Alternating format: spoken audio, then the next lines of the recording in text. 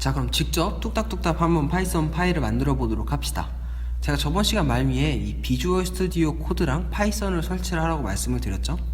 이 설치된 비주얼 스튜디오 코드를 켜보시면은 지금 보이시는 이런 화면 구성처럼 될 텐데, 지금부터 저희들은 이 비주얼 스튜디오 코드에다가 파이썬 코드를 쳐보고 또 실행 결과를 확인하는 작업을 거치게 될 겁니다. 그 전에 여러분들이 하셔야 될 게 있는데, 여러분들은 지금 아무 편한 공간에다가 빈 폴더를 하나 만들어 놓으시길 바랍니다. 그 폴더 안에다가 저희들이 지금부터 작성할 파이썬 파일들을 담아 놓을 거예요. 저 같은 경우에는 그냥 바탕화면에다가 마이 프로젝트라는 이름의 파일을 하나 만들어 놨는데, 여기 스타트에 잘못 눌렀어요. 이 스타트에 오픈 폴더라고 하는 이거를 꾹 눌러 보시면 이 폴더를 선택할 수 있는 부분이 나오는데, 여기에 제가 만들어 놨던 마이 프로젝트를 선택을 하시면 이렇게 화면 구성이 바뀌게 됩니다. 여기 마이 프로젝트 보이시죠? 자, 이렇게 화면 구성이 바뀌었으면은 여기 왼쪽에 있는 이 네모난 버튼처럼 생긴 거 있죠? 이 익스텐션이라고 하는 거를 클릭을 해줍니다. 그러면 여기 이제 검색할 수 있는 공간이 나오게 되는데, 여기다가 영어로 파이썬이라고 치시면은 설치할 수 있는 것들이 쭈르르륵 나올 겁니다. 이때 저희들 맨 위에 있는 이 별 표시가 달려 있는 이 파이썬을 설치할 건데, 여기 있는 이 인스톨을 클릭해서 설치를 해 주십니다. 그 다음에 여기 리로드 투 액티베이트 이것까지 눌러서 새로 고침을 완료해 주셔야 돼요. 자, 그러면 이제 파이썬 코드를 작성할 수 있는 환경이 마무리가 됐다고 보시면 됩니다. 자, 이제 이 파일 항목으로 다시 넘어와서요. 이렇게 3등분된 화면 구성이 좀 낯설게 다가오시는 분들이 분명히 있을 수도 있다고 생각이 드는데요. 그럼에도 불구하고 여러분들은 지금부터 이 3등분된 화면 구성에 되게 친해지셔야 됩니다. 왜냐면 이 비주얼 스튜디오 코드뿐만 아니라 뭐 여러분들이 나중에 배우게 될 AWS라든지 아니면 뭐 비주얼 스튜디오라든지 온갖 종류의 에디터들은 이런 화면 구성을 사용하고 있기 때문에 이런 화면 구성에 익숙해지시길 바랍니다. 간략하게 설명을 해드리자면, 이 왼쪽에 보이시는 이 부분은 여러분 짐작하실 수도 있겠지만 여러 폴더나 파일들을 일목요연하게 확인해 볼 수 있는 구간이고요. 폴더를 볼 수 있는 구간이고요. 여기는 직접 코드를 칠 수 있는 구간, 코드 에디팅 구간이라고 보시면 되고, 여기 터미널이라고 나와 있는 이 아랫부분 있죠. 여기가 좀 중요한데, 이 터미널이라고 하는 거는 폴더나 파일에게 명령을 내리는 구간이다 라고 생각하시면 됩니다. 이 터미널에도 명령을 내릴 수 있는 명령어 같은 것들이 좀 있는데, 이것들은 그때그때 제가 말씀을 드리도록 할게요. 지금으로서는 이렇게 화면이 3등분이 되어 있고, 여기는 폴더나 파일을 확인할 수 있는 구간, 여기는 코드를 치는 구간, 여기는 실행이나 명령을 내리는 구간, 이렇게 생각을 하시면 됩니다. 참고로 말씀드리자면 이번 파이썬 수업에서는 이 터미널을 통해서 파이썬의 코드 결과 또한 확인을 할 거예요. 여기까지 이해가셨죠? 자, 그럼 여기다가 파이썬 그 에디터, 즉 그 파이썬 코드를 작성할 수 있는 문서를 하나 띄워보도록 합시다. 여기다가 컨트롤 N이라고 하면 새로운 텍스트 공간이 이렇게 나오게 되는데, 이거는 파이썬 파일이 아니라 그냥 메모장처럼 그냥 아무 말이나 쓸 수 있는 그냥 텍스트 공간에 불과한 거예요. 이거를 파이썬 파일로 만들기 위해서는 확장자를 .py로 저장을 해줘야 됩니다. 그렇기 때문에 지금 컨트롤 S 이렇게 눌러서 뭐 이름을 아무렇게나 뭐 예를 들어서 first라고 하고 .py라는 확장자로 저장을 해주시면은 지금 보이시는 것처럼 파이썬 파일처럼 이렇게 아이콘이 뜨면서 파이썬 파일이 됐다라는 것을 확인하실 수가 있게 됩니다. 자, 이제 본격적으로 여기다가 파이썬 코드를 작성을 하도록 할게요. 근데 그 전에 여러분들한테 말씀을 드려야 될 게 있는데, 제가 방금 전에 이 터미널에서 파이썬 코드의 결과를 확인을 한다고 했었죠, 그쵸? 근데 여기서 질문 하나 드려볼게요. 이 터미널에서 파이썬 코드의 실행 결과를 확인을 한다고 했는데, 이 터미널은 언제 이 파이썬의 코드를 여기 화면에다 띄워줄까요? 다시 말해서 여기 저희들이 파이썬을 이렇게 쭉 칠 거 아니겠어요, 그쵸? 구구절절 칠 텐데, 이 구구절절 치는 거를 다 여기다가 표시해 주지는 않을 거 아니겠어요, 그죠? 그럼 이 터미널은 어떤 정보를 화면에다가 뿌려줄까요? 정답을 말씀드리자면, 이 파이썬 코드 중에서 이 부분은 화면에 출력해 줄래? 라는 명령이 있을 때만 이 터미널에 파이썬 코드의 결과로서 출력이 되게 됩니다. 다시 말해서 화면에다 출력을 해달라는 이 함수, 즉 이 명령이 있어야지만 이 터미널에서 실행 결과가 나온다는 뜻이에요.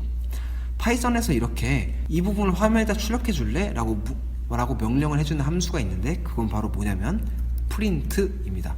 즉 print는 화면에 출력을 해주는 출력 담당 함수인 거예요. 예를 들어서 제가 여기다가 파이썬한테 1 더하기 2는 뭐야? 라고 묻는다고 해보죠. 1 더하기 2라고 친 다음에 이거를 저장을 하고 여기다가 터미널에다가 파이썬 파일을 열어줘. 무슨 파이썬 파일이냐면 first.py야 라고 파이썬 파일을 열어준다고 해도 아무것도 안 떠요. 왜냐면 1 더하기 2를 해 라고만 명령을 했을 뿐 1 더하기 2의 결과를 화면에다가 보여줘 라고 말하지 않았기 때문이에요. 그래서 이 print라는 걸 감싸서 1 더하기 2는 뭐야? 라고 물어보면은 이런 식으로 3입니다 라고 화면에 출력이 된다는 것을 확인할 수가 있죠.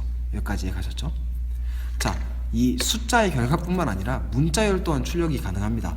예를 들어서 print에서 멋쟁이 사자처럼 이라고 문자열을 출력을 해주면, 참고로 말씀드리자면 문자열을 출력할 때는 반드시 이 따옴표가 있어요. 큰 따옴표가 있어줘야 됩니다. 멋쟁이 사자처럼을 프린트 해줘 라고 이 문자열을 출력해줘 라고 한 다음에 파이썬을 실행을 해보면 이렇게 멋쟁이 사자처럼 이라는 문자열이 출력됐다는 것을 확인할 수가 있죠. 자, 여기서 질문, 이것만 치고 질문 이렇게 멋쟁이 사자처럼 혹은 3 이렇게 제가 프린트했다가 고지고대로 이런 식으로 쳐가지고 출력을 했는데, 그러면 제가 아까 전에 말씀드린 거랑 한번 잘 연관지어서 생각을 해볼게요.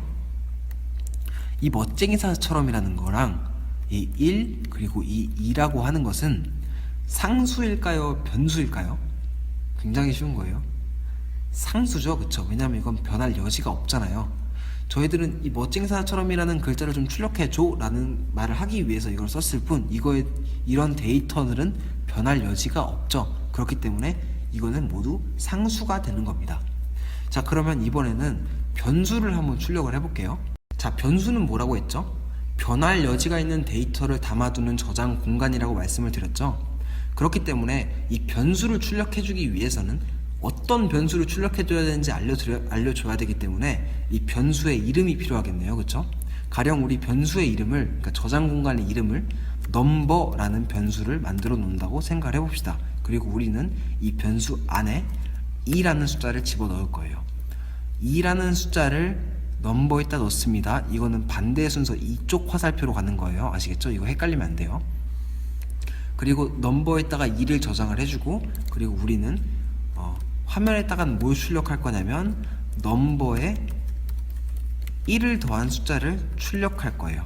여기까지 가셨죠? 그 다음에 파이썬 파일을 실행해줘 라고 파이썬 first.py 이거를 터미널에다 치면은 넘버 더하기 1의 값이 출력된다는 것을 확인할 수가 있죠. 여기까지 가셨죠? 넘버를 예를 들어서 이렇게 바꾸면 어떻게 되겠어요? 변할 여지가 있는 데이터니까 한번 바꿔보죠. 이렇게 변하게 되면은 바꾸게 되면은 당연히 출력 결과도 이렇게 바뀐다는 것을 확인할 수가 있죠. 숫자뿐만 아니라 문자열도 당연히 변수에 저장이 됩니다. 예를 들어서 반장 이름이 반장을 영어로 뭐라고 하죠? 반장을 예를 들어서 강민철이라고 하고 프린트를 하는데, 우리 반 반장 이름은 이라고 하고 여기다 콤마를 찍은 다음에 반장 이렇게 출력을 부탁한다고 합시다. 그러니까 우리 반 반장 이름을 이 문자열을 하나 출력해주고 그 다음에 이 반장이라는 변수를 출력해줘 라고 하는 뜻이에요. 아시겠죠? 이렇게 프린트를 작성을 해준 다음에 파이썬 first.py 이렇게 실행을 해주면 우리 반 반장 이름은 강민철 이렇게 뜬다는 걸 확인할 수가 있죠. 이것도 변할 여지가 있는 데이터니까 여기 있는 값을 예를 들어서 김아영 이렇게 바꿔보면은 당연히 이것도 바뀌게 된다는 것을 확인할 수가 있죠. 변수가 뭐고 상수가 뭐고 출력은 뭔지 여러분들 다 이해 가셨죠? 그쵸? 자, 근데 여기서 약간의 번거로움이 예상이 됩니다. 그건 어떤 거냐면 우리가 파이썬 코드를 통해서 프린트 할 거는 이런 거 말고도 되게 많지 않겠어요? 그쵸? 근데 프린트를 할 때마다 변수를 출력해야 될 일이 많을 텐데 그때마다 이 코드를 하나하나씩 막 뒤적뒤적거리면서 이 코드를 하나하나씩 수정을 하는 건 되게 번거로운 일일 거 아니겠어요? 그쵸? 예를 들어서 반장뿐만 아니라 뭐 부반장도 있을 수 있겠고 뭐 정교회장 엄청나게 많을 텐데 그때마다 코드를 뒤적뒤적거리면 되게 번거롭잖아요. 차라리 여기서 실행을 하면서 그때그때 사용자로부터 이 변수의 값을 입력하게 할 수는 없을까요? 당연히 있으니까 제가 말씀드렸겠죠, 그죠? 그런 함수가 있습니다. 이 프린트가 출력을 담당을 하는 것처럼 사용자로부터 이 변수에다가 입력을 할 수 있게끔 하는 입력을 담당하는 함수도 파이썬에 있습니다. 그 함수는 뭐냐면 input 함수예요. 이거는 백문이 불여일견이라고 직접 써보는 거를 보시는 게 제일 이해가 빠를 거예요. 반장을 이렇게 직접 써주지 말고요. 이거는 지우고 반장이라는 변수에 직접 사용자로부터 입력을 받을 건데 사용자로부터 입력을 받을 때 어떤 메시지가 뜨길 원하냐면 반장의 이름을 입력하세요 라는 메시지가 뜨기를 원해요 라고 하는 뜻이 반장 input 다운표 반장 이름 입력하세요 라는 코드의 뜻입니다. 자, 그러면 이 코드를 실행을 하게 되면요, 반장의 이름을 입력하세요 라고 하는 메시지가 뜨고 여기다가 뭐 강민철 이런 식으로 쓰게 되면은 우리 반 반장 이름은 강민철 이런 식으로 반장이라는 변수 안에 자동적으로 제가 입력한 이 값이 들어갔다는 것을 확인할 수가 있죠. 뭐 예를 들어서 바로 뭐 이렇게 치면은 바로 또 변수가 다르게 들어갔다는 거 확인할 수가 있고요. 참고로 말씀드리자면 이 메시지는 프롬프트라고 하는 건데 이거는 있어도 그만 없어도 그만입니다. 이거를 그냥 만약에 없다고 치면은 그냥 아무 메시지 없이 그냥 입력을 기다리게 됩니다. 여기다 그냥 바로 쳐주면 돼요. 강민철 쓰면 바로 이렇게 됩니다. 여기까지 가시겠죠? 자, 그럼 우리 문자뿐만 아니라 숫자도 한번 입력을 받아보죠. 숫자를 담는 변수를 우리는 첫 번째 숫자를 담는 변수를 넘버 1이라는 변수로 이름을 지을 거고요. 이 변수 이름 안에다가 사용자로부터 입력을 받을 건데 입력을 받을 때 어떤 메시지가 뜨기를 원하냐면 첫 번째 숫자를 입력하세요 라고 하는 메시지가 뜨길 원해요. 그런 뜻에서 이렇게 코드를 작성을 했다는 거 여러분 다 이해 가시죠? 그리고 두 번째 변수의 이름은 넘버2라고 이름을 붙일 거고 이거는 사용자로부터 입력을 받을 때 두 번째 숫자를 입력하세요 라고 하는 메시지가 뜨기를 원한다는 뜻에서 이렇게 코드를 작성했어요. 여기까지도 이해 가셨죠? 이거를 넘버1과 넘버2를 더하는 거를 한번 출력을 하고 싶은데 그러면 이렇게 넘버1 더하기 넘버2 라고 써주면 되겠죠, 그쵸?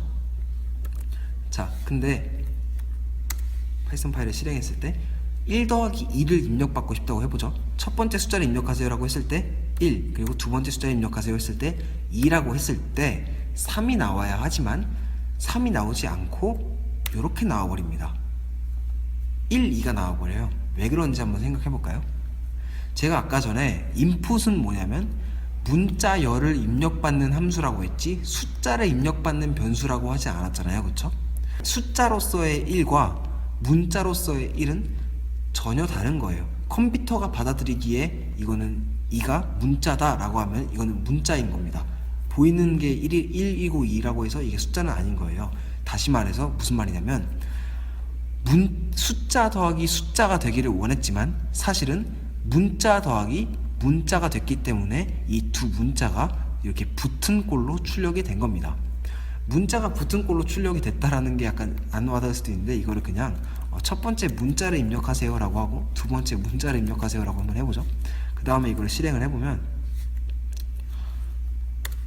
첫 번째 문자 입력하세요 라고 했을 때 멋쟁이 라고 하고 두 번째 문자 입력하세요 라고 했을 때 사자처럼 이라고 했을 때 멋쟁이라는 문자와 사자처럼이라는 문자를 그냥 더하기를 해버리면 이런 식으로 붙은 꼴로 출력이 됩니다.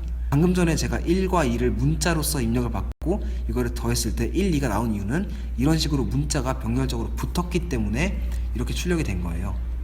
그렇다면 문자로서 입력을 받지 말고 이 입력을 숫자로 입력을 받아야겠죠, 그쵸?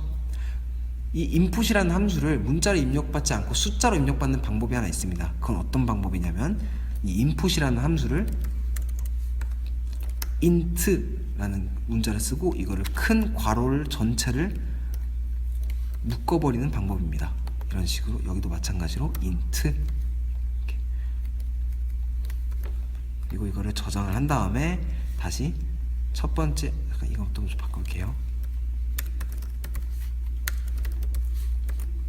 그 다음에 파이썬 파일을 실행을 해보면 첫 번째 숫자 입력하세요 1, 두 번째 숫자 입력하세요 2라고 했을 때 이번에는 입력받은 값이, 즉 넘버1에 저장된 값과 넘버2에 저장된 값이 문자가 아니라 숫자이기 때문에 값은 3으로 나온다는 걸 확인할 수가 있죠.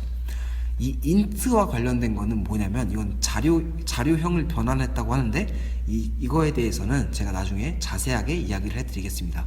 지금으로서는 문자를 입력받는 방법은 input이라는 방법이 있고 숫자를 입력받기 위해서는 int라는 괄호를 통해서 이 input이라는 함수를 감싸야 되는구나 라고 알아들으시면 되겠습니다. 그리고 이 input 안에 문자를 입력받는 거는 어떤 메시지가 출력되기를 원하는지 이렇게 괄호 안에다 쓰면 된다 라고 알아들으시면 될 것 같습니다. 변수의 값을 입력받는 방법 여기까지 이해가셨죠? 자, 오늘 강의는 일단 여기까지 하도록 하겠습니다.